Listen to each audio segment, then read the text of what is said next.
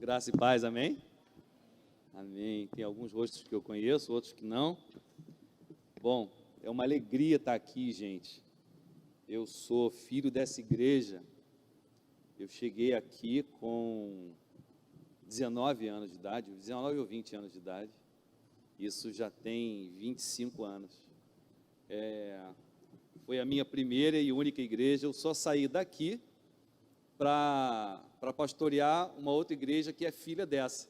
E estou lá até hoje.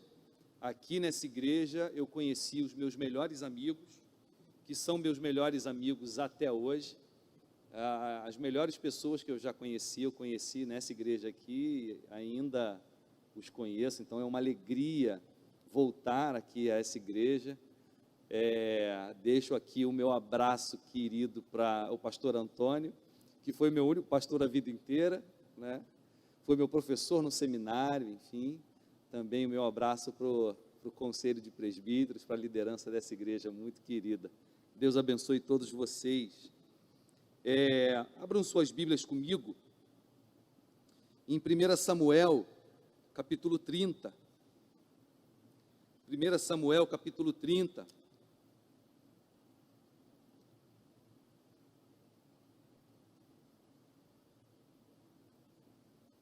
Eu já fui líder dos jovens aqui, hoje eu uso óculos, já não enxergo de perto. O tempo vai passando.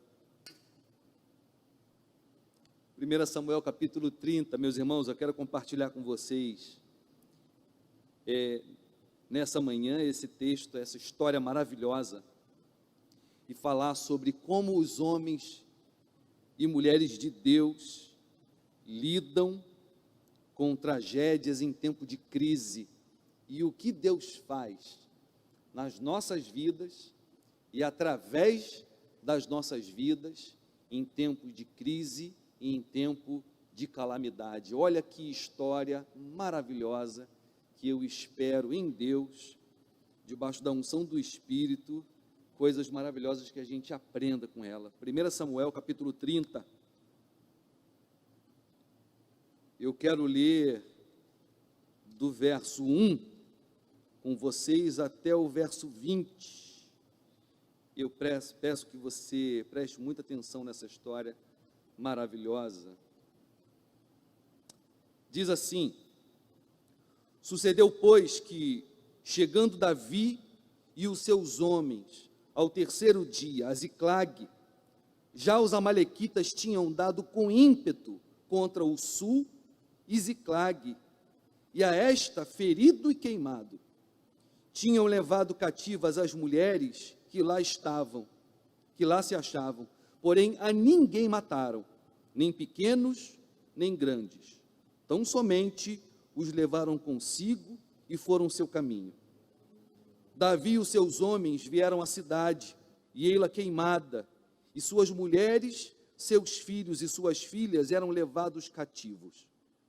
Então Davi e o povo que se achava com ele ergueram a voz e choraram, até não terem mais forças para chorar. Também as duas mulheres de Davi foram levadas cativas, Ainoã, a jezreelita, e Abigail, a viúva de Nabal, o carmelita. Davi muito se angustiou, pois o povo falava de apedrejá-lo, porque todos estavam em amargura, cada um por causa de seus filhos e de suas filhas. Porém, Davi se reanimou no Senhor seu Deus. Disse Davi a Abiatar, o sacerdote, filho de Aimeleque: traze-me aqui a estola sacerdotal. E Abiatar a trouxe a Davi. Então consultou Davi ao Senhor, dizendo: perseguirei eu o bando? Alcançá-lo-ei? Respondeu-lhe o Senhor: persegue-o, porque de fato o alcançarás e tudo libertarás. Partiu, pois, Davi, ele e os 600 homens que com ele se achavam, e chegaram ao ribeiro de Besor, onde os retardatários ficaram. Davi, porém, e 400 homens continuaram a perseguição, pois que 200 ficaram atrás, por não poderem, de cansados que estavam, passar o ribeiro de Besor. Acharam no campo um homem egípcio e o trouxeram a Davi. Deram-lhe pão e comeu, e deram-lhe a beber água. Deram-lhe também um pedaço de pasta de figos secos e 2 cachos de passas, e comeu. Recobrou então o alento, pois havia 3 dias e 3 noites que não comia pão nem bebia água. Então lhe perguntou Davi: de quem és tu? E de onde vens? Respondeu o moço egípcio: sou servo de um amalequita, e meu senhor me deixou aqui porque adoeci há 3 dias. Nós demos com ímpeto contra o lado sul dos queretitas, contra o território de Judá e contra o lado sul de Calebe, e pusemos fogo em Ziclag. Disse-lhe Davi: poderias, descendo, guiar-me a esse bando? Respondeu-lhe: jura-me por Deus que me não matarás, nem me entregarás nas mãos do meu senhor, e descerei, e te guiarei a esse bando. E descendo, o guiou. Eis que estavam espalhados sobre toda a região, comendo, bebendo e fazendo festa por todo aquele grande despojo que tomaram da terra dos filisteus e da terra de Judá. Feriu-os Davi, desde o crepúsculo vespertino até a tarde do dia seguinte, e nenhum deles escapou, senão só 400 moços, que montados em camelos fugiram. Assim, Davi levou tudo quanto havia tomado os amalequitas. Também salvou as suas 2 mulheres. Não lhes faltou coisa alguma, nem pequena, nem grande, nem os filhos, nem as filhas, nem o despojo, nada do que lhes havia tomado. Tudo Davi tornou a trazer.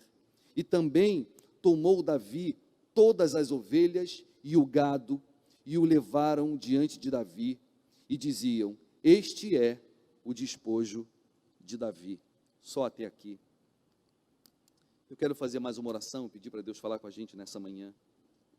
Senhor amado, está aqui essa história sagrada, maravilhosa, que aprouve ao Teu Espírito Santo, dentre muitas histórias da antiguidade, aprouve ao Senhor selecioná-la e registrá-la, para que fosse testemunho de como eu e meus irmãos hoje devemos lidar com as dificuldades, com os desafios, com as tragédias e com as calamidades da vida.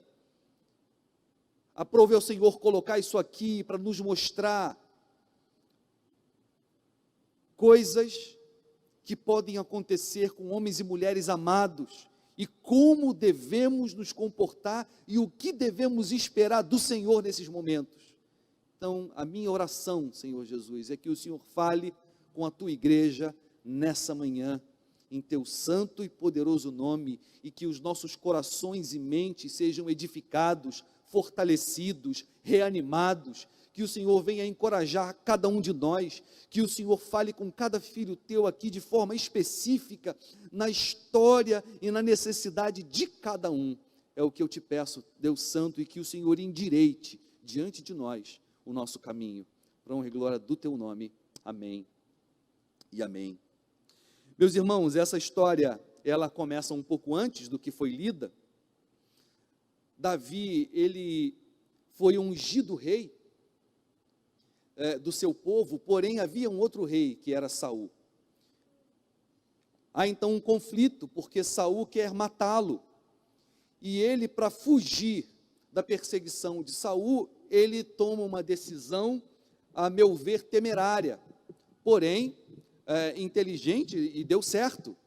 Ele foi habitar, ele e os seus homens, que são 600 homens e suas famílias, na terra do inimigo, que são os filisteus. Então ele foi morar na terra dos principais inimigos de Israel, entre os filisteus. Ele pediu abrigo ao rei dos filisteus e ele foi ali acolhido.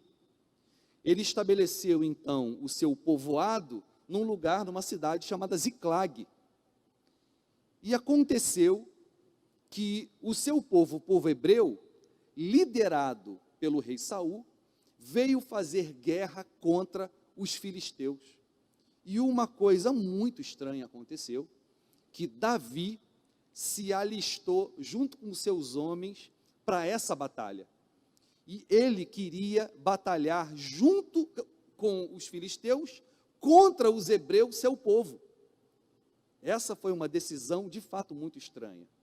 Bom, estando ele e seus homens no campo de batalha, prontos para lutar contra os hebreus, os generais do exército dos filisteus foi conversar com o rei e disse: olha, esse homem Davi está armando contra nós uma emboscada. É óbvio que durante a batalha ele vai se juntar ao seu povo contra nós. Manda eles voltarem.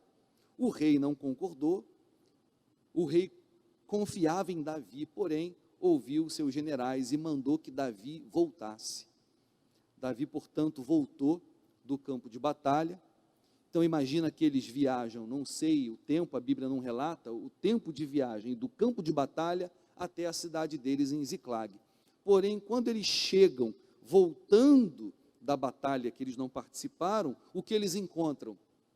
Eles encontram a cidade queimada, as casas destruídas, suas esposas, seus filhos e filhas foram levados cativos, certamente para serem escravizados por um outro povo. Eles descobrem que foram os amalequitas que passaram ali, sequestraram, levaram escravos, mulheres, idosos provavelmente, e crianças para lhe servir, levaram toda a riqueza que eles tinham, gado, tesouro, tudo. Eles ficaram pobres, sem esposas, sem filhas, sem família, sem nada. Esse é o contexto da história que acabamos de ler. Pois bem, a primeira coisa que eles fazem, quando eles encontram esse cenário, a Bíblia diz que eles choram até não terem mais forças para chorar. Olha o verso 4, o que diz? Então Davi e o povo que se achava com ele ergueram a voz e choraram, até não terem mais forças para chorar. Meus irmãos, a primeira coisa que eu vejo nessa história, e que eu quero compartilhar com vocês nessa manhã, e é aqui a minha percepção e o primeiro ensinamento que eu tiro desse texto, e que eu compartilho com vocês. A primeira coisa é que problemas, dificuldades, calamidades, tragédias também acontecem com homens e mulheres amados por Deus. Está aqui Davi, o paradigma do homem segundo o coração de Deus, é assim que a Bíblia se refere a ele, homem segundo o coração de Deus. O Messias viria da descendência desse homem, portanto ele é um homem especialíssimo para Deus, por motivos pessoais, afetivos, Deus o amava de forma especial. Ele também é especial para Deus por motivos históricos, dele virá o Messias. Deus escolheu ele de uma forma especial para ser muitas coisas. Ele vai ser o modelo e o padrão de rei em Israel. Portanto, todos os reis que virão depois dele serão comparados a ele. Ou vão dizer que se eles foram reis bons, andaram segundo o caminho do seu pai Davi, é assim que a Bíblia relata, ou se o rei foi mau, se desviaram do caminho do seu pai Davi. Ele, portanto, será um homem modelo, como homem de Deus, como liderança em Israel. Jesus, o título do Messias é filho de Davi. Aliás, assim é como chama o cego de Jericó. Jesus, filho de Davi, tem compaixão de mim. E filho de Davi era uma expressão usada para designar o Messias. Essa é a importância desse homem. No entanto, esse homem passa por uma tragédia como essa. Ver a sua família levada, sua casa queimada, não só dele, como também todos os homens que o acompanham. O que fazer diante da tragédia, senão chorar? Esses homens olham e choram. Essa é a primeira fase psicológica que todo homem e mulher passam diante de uma tragédia. O momento do choro, o momento do luto, o momento da tristeza, dor profunda. E isso não é depressão, é dor, é luto, é tristeza diante de uma tragédia, e essa tristeza é absolutamente legitimada pelo fato. Não é uma tristeza patológica, que é o que é depressão, que deve ser tratado com remédio, mas é uma tristeza por causa de uma tragédia. Ela pode virar uma depressão caso essa tristeza em algum momento não seja superada. Se ela virar uma tristeza mórbida que não termina nunca, aí sim vira uma tristeza patológica, talvez tenha que ser tratada com remédio. Mas aqui é uma tristeza. Então, o que fazer em tempo de dificuldade? Chorar. Chorar até que a gente enjoe. E tem um momento em que o choro tem que parar. Tem um momento que você tem que olhar para a tristeza, olhar para a vida, olhar para as circunstâncias e dizer: ok, agora chega. Agora chega. O que eu vou fazer daqui por diante? O que eu vou fazer com a situação que está posta diante de mim? Essa reação, meus irmãos, ela é muito saudável, muito necessária. Agora, olha que coisa curiosa. Existe uma forma sensata, sábia e inteligente de lidar com a tragédia depois que a tristeza passa. E existe uma forma insensata e louca de lidar com a tragédia. E está aqui, o texto nos fala, verso 6.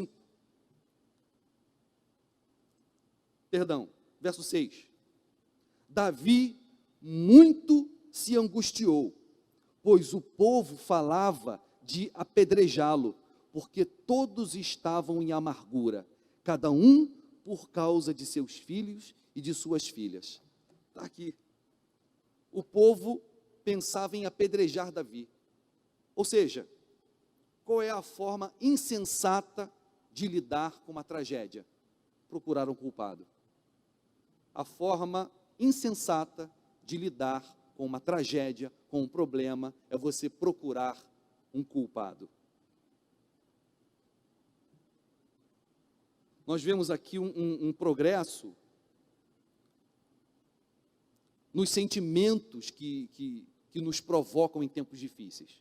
Primeiro foi a tristeza, o choro.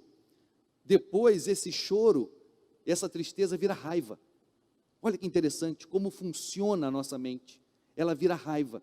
E esses homens resolvem culpar Davi por isso. Agora, olha que interessante.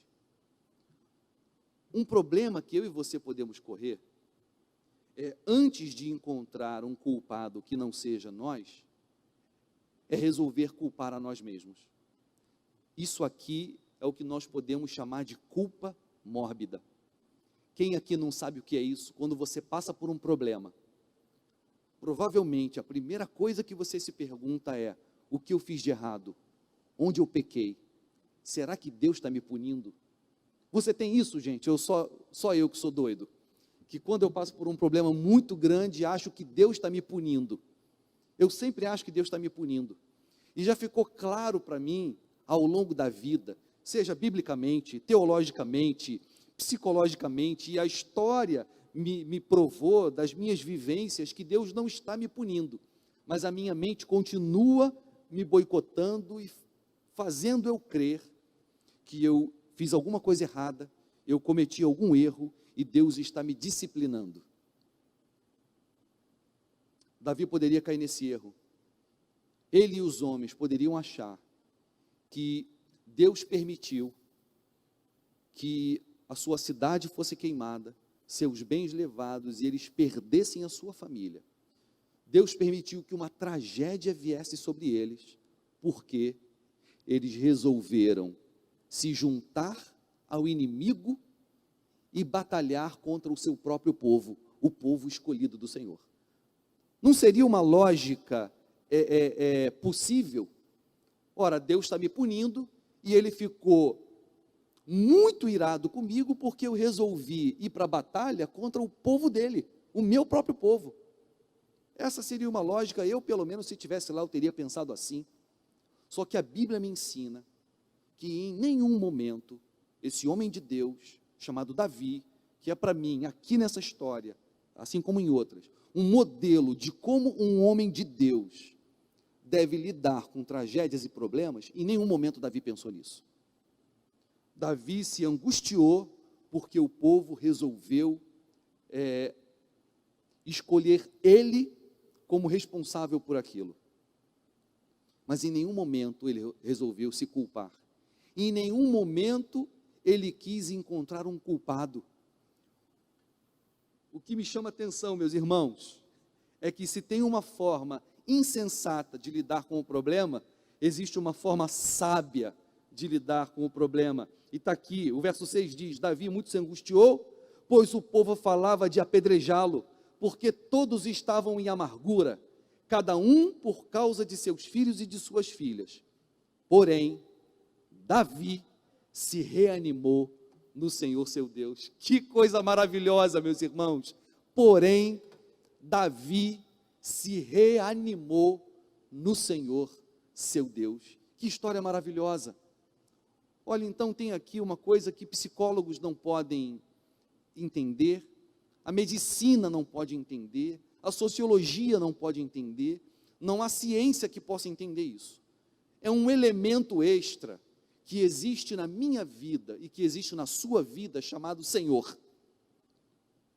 E um fenômeno espiritual, de que, de vez em quando, gostaria que fosse sempre, mas de vez em quando estamos passando por um momento muito difícil da nossa vida, a gente não sabe o que fazer, talvez a gente não enxergue e diga, não tenho o que fazer, a gente está muito abatido, existe uma coisa chamada se reanimar no Senhor. Porém, Davi se reanimou no Senhor, seu Deus. Veio um ânimo sobre ele, sabe? Eu imagino ele levantando e dizendo, caramba, peraí, a história não precisa terminar assim. A tragédia já aconteceu. Só que, se eu bem conheço o meu Deus, Ele sempre me conduz por pastos verdejantes. E tem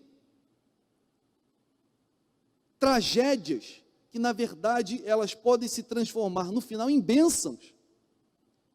Meus irmãos, ele se reanimou no Senhor seu Deus, ele levantou os olhos e disse, espera aí, Deus pode mudar essa situação, não sei como, mas pode. Uma coisa que eu quero compartilhar com vocês também, que eu aprendi ao longo da vida e nas minhas leituras bíblicas e meditação em tempo de dificuldade, é que eu e você, nós, filhos do nosso tempo, somos muito filosóficos nas nossas perguntas a Deus. E os homens e mulheres de Deus na Bíblia, eles não são filosóficos, eles são pragmáticos. Você não vai encontrar a seguinte pergunta na Bíblia, você não vai encontrar a seguinte pergunta na Bíblia, Senhor, por que o Senhor permitiu que isso acontecesse comigo? Nós não vamos encontrar essa pergunta na Bíblia, ela não está lá. Esse tipo de pergunta não cabia no modelo mental dos hebreus. Você vai encontrar o maior número de salmos, é um tipo de salmo chamado salmo de lamentação, onde os homens e mulheres de Deus, passando por dificuldades, vão olhar para a dificuldade e vão lamentar com Deus, por que o Senhor não os está salvando. E existe uma frase, que é uma frase emblemática, que você vai encontrar em quase todos os salmos de lamentação. A pergunta é, Senhor, até quando? Senhor, até quando? Até quando você vai encontrar aos borbotões nos salmos? Mas por que o Senhor permitiu que isso acontecesse, você não vai encontrar em nenhum lugar na Bíblia? É uma pergunta inútil. Se Deus sentasse do meu lado e dissesse, Michel, eu vou te dizer por que eu permiti que isso acontecesse. E aí ele vai me mostrar a estrutura da vida. E aí, e se eu não gostar da resposta? Não serve de nada. A pergunta que os homens e mulheres de Deus na Bíblia fazem é: Senhor, até quando? Como é que o Senhor vai mudar essa situação?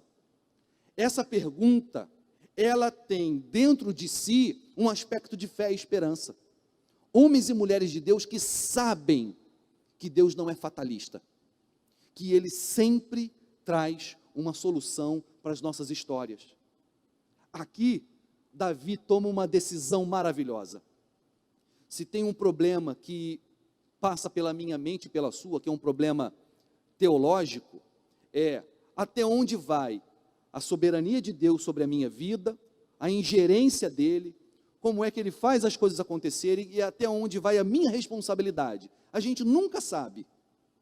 Nós sempre achamos que esperar em Deus pode ser ficar quieto, cruzar os braços, não fazer nada, esperar que Ele traga uma solução, independente de uma ação minha. Outros, por outro lado, não conseguem ter paciência e não têm tanta confiança em esperar em Deus, e são pessoas absolutamente ativas, proativas, mete a cara, às vezes faz bobagem, dá uma cabeçada aqui, uma cabeçada ali, uma cabeçada ali, e quem sabe em algum momento dá certo. Davi não tinha esse problema. Ele não tinha dificuldade teológica em saber qual era o nível de ingerência dele na nossa vida, de atuação, de governo, e qual era o nosso nível de responsabilidade sobre as coisas. A oração que Davi faz a Deus, gente, é maravilhosa. Olha que coisa. Verso 7. Disse Davi a Abiatar, o sacerdote, filho de Aimeleque: traze-me aqui a estola sacerdotal. Isso aqui já é maravilhoso. Ele não pede para o sacerdote orar. Ele é ousado, ele pede para o sacerdote a estola sacerdotal. Me dá aqui a sua estola sacerdotal, deixa que eu oro. E Abiatar trouxe a Davi. Então Davi consultou ao Senhor, dizendo: olha só, gente, as duas perguntas que ele vai fazer para Deus: perseguirei eu o bando? Alcançá-lo-ei? Olha que coisa, ele traz para si a responsabilidade e o dever de correr atrás dos seus problemas, de meter a mão na massa. No entanto, ele sabe que ele não é capaz de vencer se o Senhor não for com ele. Para Davi está muito claro a ação de Deus em conjunto com a ação dele. Isso aqui é maravilhoso. Então, meus irmãos, veja, quando a gente orar diante de um problema, Senhor, o que eu devo fazer? Eu devo fazer tal coisa? Eu devo fazer tal coisa? Meus irmãos, a gente não vai encontrar uma regrinha na Bíblia, mas eu vejo essa proatividade dos homens e mulheres de Deus na Bíblia o tempo inteiro. Por exemplo, em Atos dos Apóstolos, você vai ver Paulo, ele não tinha um direcionamento claro de Deus para que cidade ir, e onde evangelizar e plantar a igreja. Então, ele resolve ir para uma cidade, e diz que o Espírito do Senhor o impede de ir para aquela cidade. Aí o que ele faz? Ele resolve ir para outra cidade. Então, se o Espírito de Deus me impediu de ir para essa cidade, eu vou para outra. Indo para outra cidade, o diabo o impediu de ir para aquela cidade. Até que ele teve um sonho. E no sonho, um varão macedônio, ou seja, um homem da cidade da Macedônia, aparece para ele no sonho e diz: passa a Macedônia e ajuda-nos. Ali ele entendeu que Deus estava falando para ele ir para a Macedônia. Mas enquanto ele não tinha um mandamento, uma clareza da parte de Deus sobre o que fazer, ele ia fazendo. Qual era o mandamento de Jesus? Olha, vai por toda a terra e prega para todo mundo. Ele vai fazendo isso. Se ele tem clareza de Deus, ele faz. Se ele não tem clareza de Deus, ele faz sem a clareza. Mas ele sabia que ele tinha que fazer. Essa proatividade dos homens e mulheres de Deus é muito interessante, meus irmãos. Às vezes é bem verdade que nós temos que ficar quietos, em silêncio, esperando Deus falar. Porque quando não sabemos o que fazer, a melhor coisa é não fazer nada. Esse é um conselho. Agora, tem outras situações, e eu não vou saber te dizer, Eu acho que ninguém vai saber te dizer quando não fazer nada e quando fazer alguma coisa. A vida vem sem manual. Então eu quero te dar um outro conselho: se você errar, está tudo bem. Nós somos do tipo que erra. Se errar, está tudo bem, porque não tem o certo e o errado a se fazer. Tem o ideal, e que a gente só vai descobrir qual é o ideal no momento. No momento.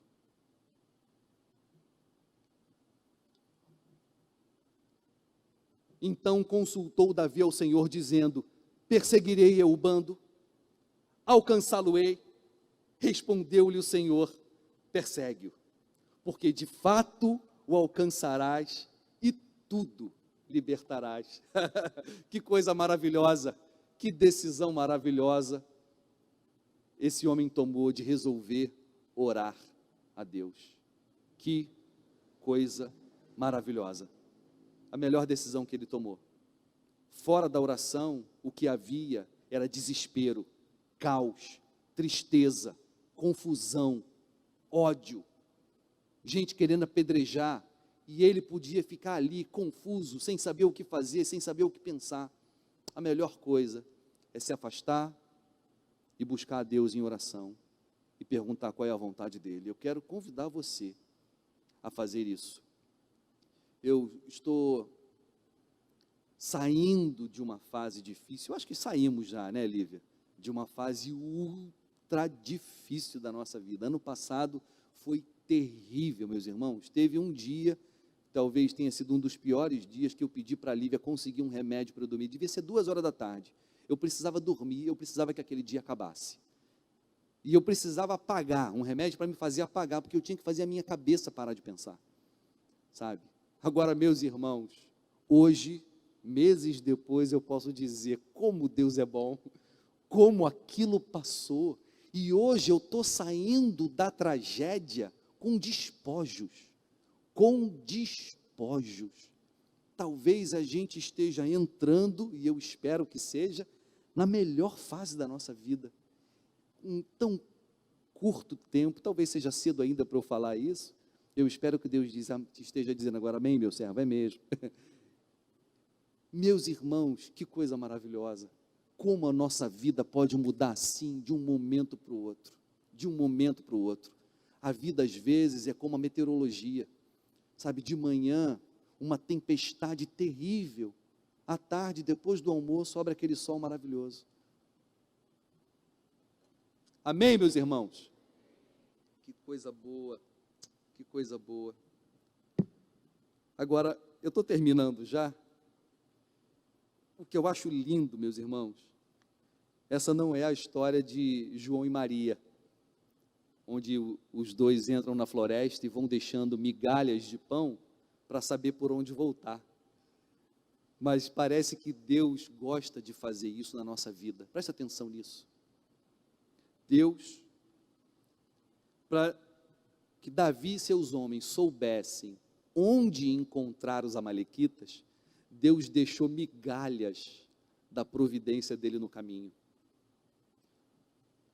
Eles começam a marchar, eles estão cansados pra caramba, voltaram de uma batalha, eles não batalharam, mas imagina que eles viajaram dias, dia e noite a cavalo, chegaram, tiveram um momento de tristeza terrível, choraram até não ter mais forças, e agora eles têm que recobrar o ânimo para ir resgatar a sua família. Eles começam a andar, e eles encontram no meio do caminho, e aqui eu só posso crer que foi Deus quem providenciou esse homem, que é o que eu chamo de a migalha da providência de Deus. Um egípcio, que era servo dos amalequitas, que estava nesse bando, ele adoeceu, e ele já está há 3 dias caído. Um homem que adoeceu, portanto não tinha mais forças para acompanhar o bando, foi deixado pelo rei. E já tinham 3 dias que ele não comia e nem bebia. Ora, um homem doente, que não tinha mais forças para continuar, foi deixado sozinho, no relento, dia e noite, não tinha comido nem bebido nada. Há 3 dias já era para ter morrido, mas ele não morre. Davi o encontra no caminho, dá comida, dá água, ele recobra o ânimo. Davi pergunta quem ele é, ele se identifica, ele faz parte do bando, Ele confirma que eles sequestraram todo mundo de Ziclag, colocaram fogo na cidade, e ele diz, olha, você sabe para onde eles foram? O homem se falou, sei, se você me prometer que não vai me matar, e se você me prometer que não vai me entregar na mão do rei dos amalequitas, para eles não me matarem, eu te levo. Davi disse, então vamos. Esse homem, tendo recobrado o ânimo, tendo se curado, provavelmente, da sua fraqueza que o impedira antes de continuar no bando, ele conduz Davi e os seus homens. Eles chegam diante de um ribeiro, chamado ribeiro de Besor, e desses 600 homens de Davi, 200 estão exaustos, tão cansados que não conseguem atravessar um ribeiro. Esses 200 homens ficam, e somente 400 continuam a trajetória. E o egípcio, que estava doente, quase morrendo, atravessa o Besor com eles, e os guia. Olha como Deus, na sua providência, ao longo da nossa vida, vai nos deixando migalhas da providência, nos mostrando sinais. Uma outra coisa que eu quero te falar, nós precisamos aprender a ouvir a voz de Deus nas circunstâncias, porque Deus fala. Aliás, o pastor Antônio me ensinou isso.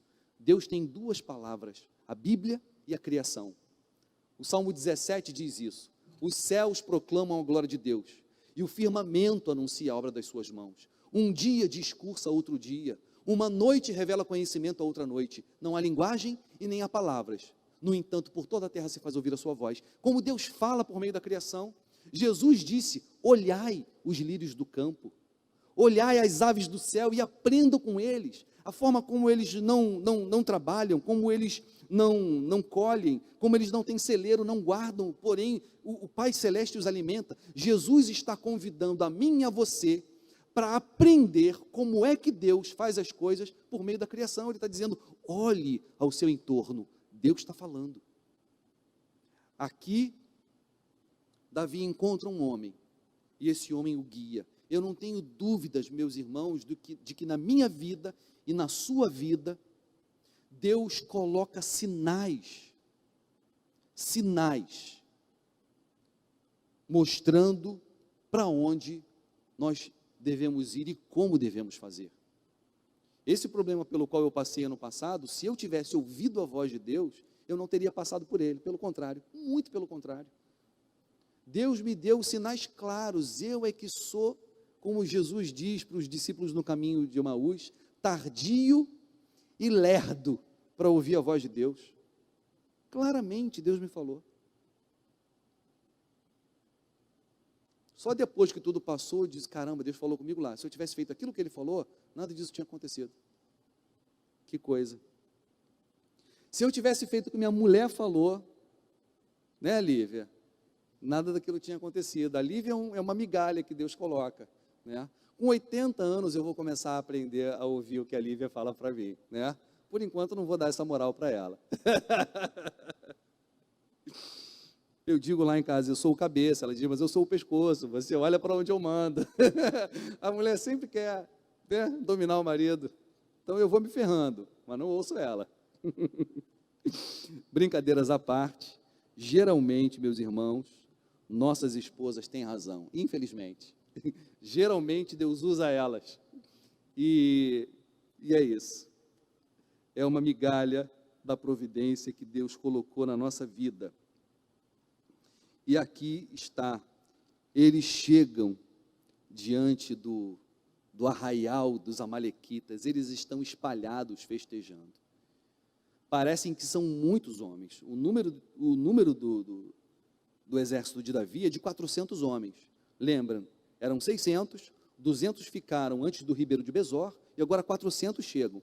A história conta que somente do bando dos amalequitas, somente 400 jovens se livraram. Ou seja, os que fugiram eram 400, os que ficaram, não tem ideia de quantos eram.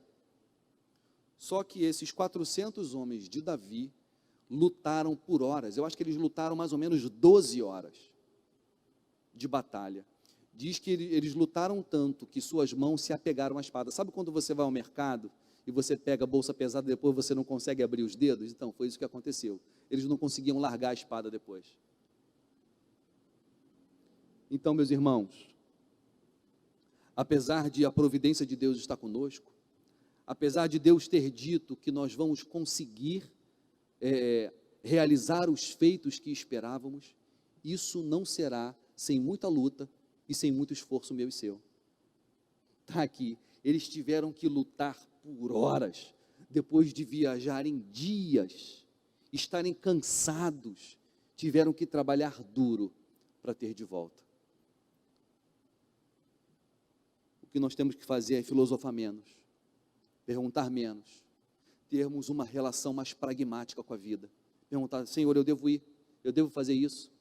E se tivermos a bênção de Deus ser claro, dizendo sim, vai e faz, devemos no caminho ter a sensibilidade de ouvir a voz de Deus nas circunstâncias, de entender, de perceber quais são as migalhas que Ele vai deixando durante o caminho para a gente encontrar, e ao chegar, trabalhar duro para conquistar aquilo que Ele disse que era nosso e que seria nosso, não sem muito esforço. Portanto, meus irmãos, não há muito lugar para fraqueza nessa vida.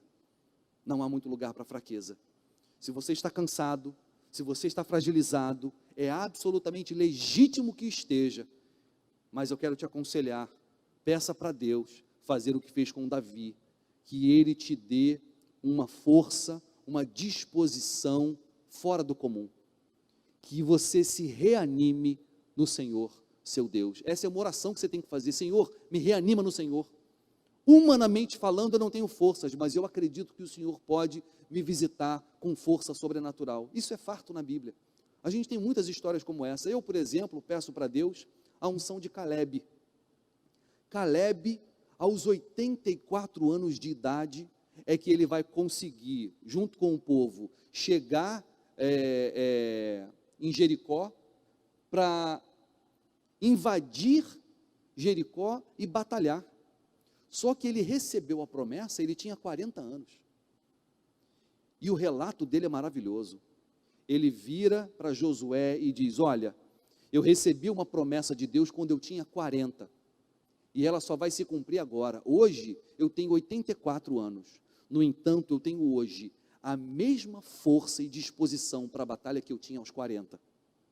Eu com 45, já estou com uma coluna de uma senhora de 75.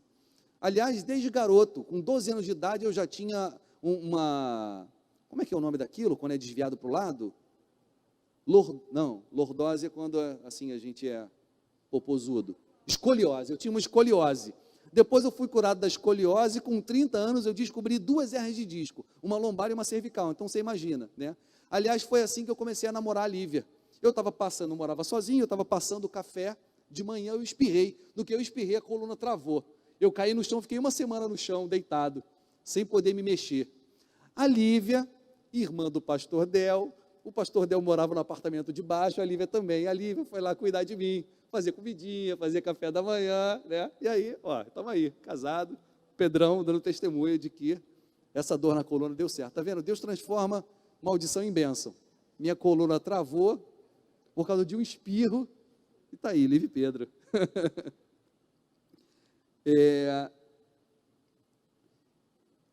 Eu hoje já estou cansado mesmo, eu sou um cansado. Mas eu peço para Deus me dar unção de Caleb. Eu quero chegar aos 84 anos com disposição. Eu acredito nisso.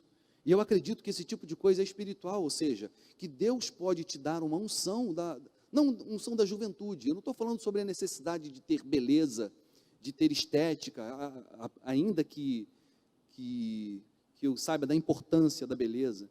Mas a gente precisa se livrar da escravidão da juventude.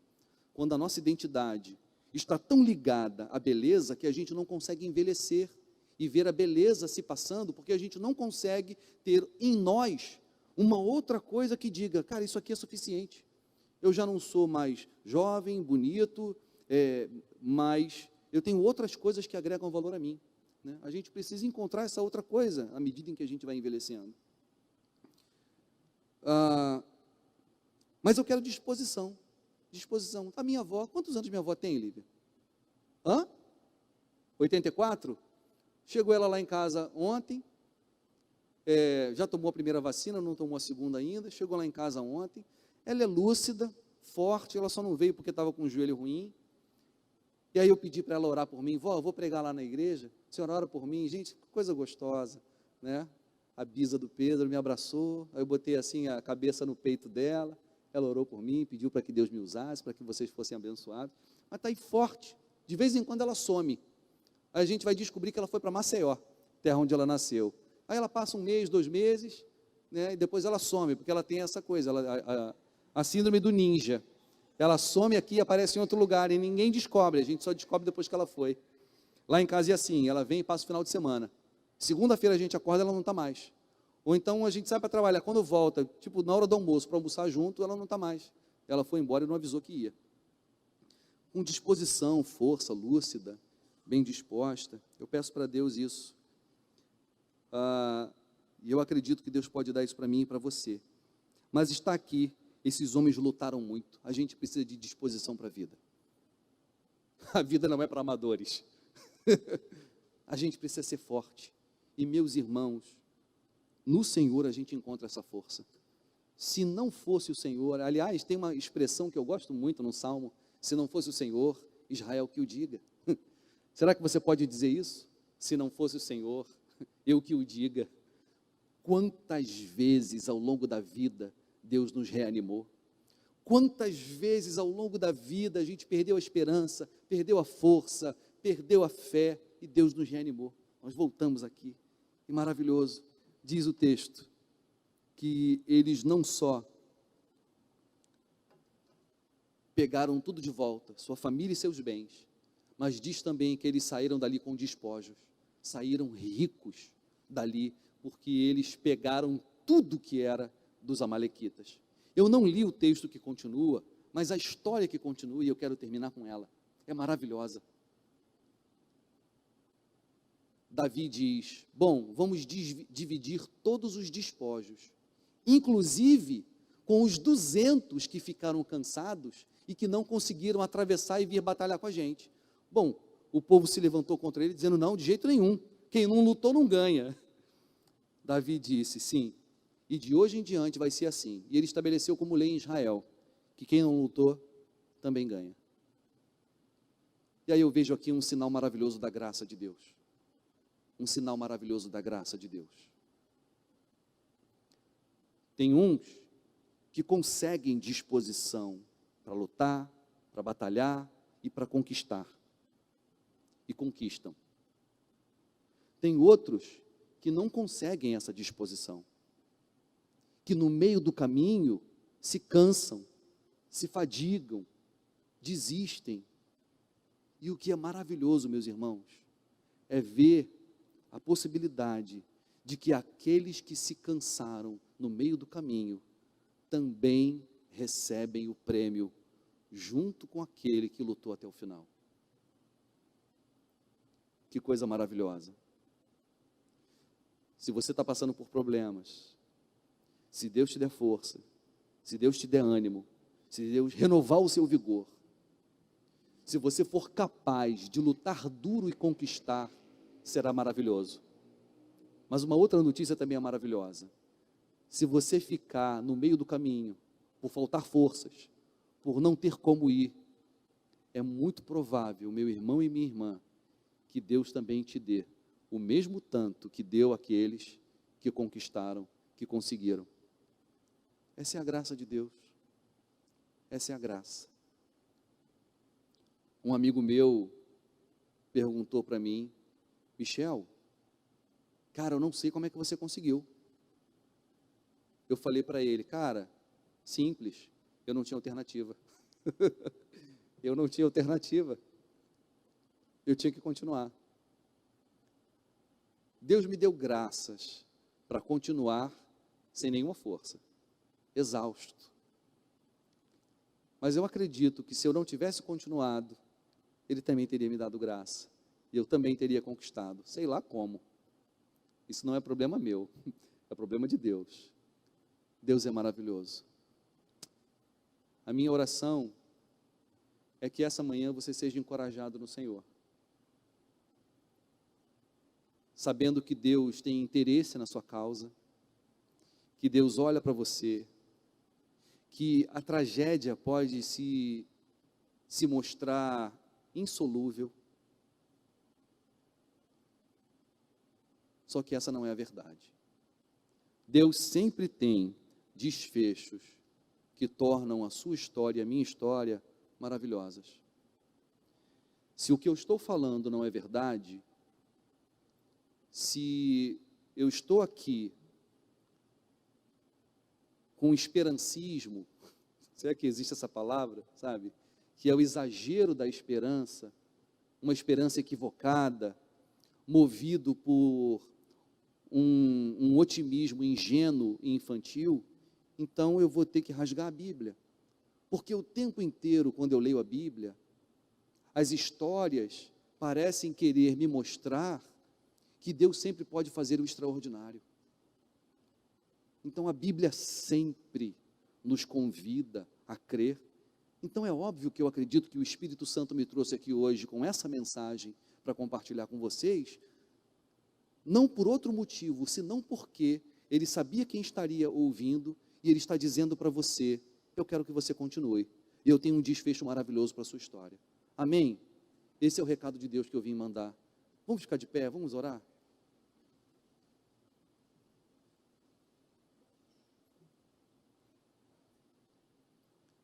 Pai, eu quero te agradecer pela tua palavra, pela palavra que o Senhor deixou para a gente.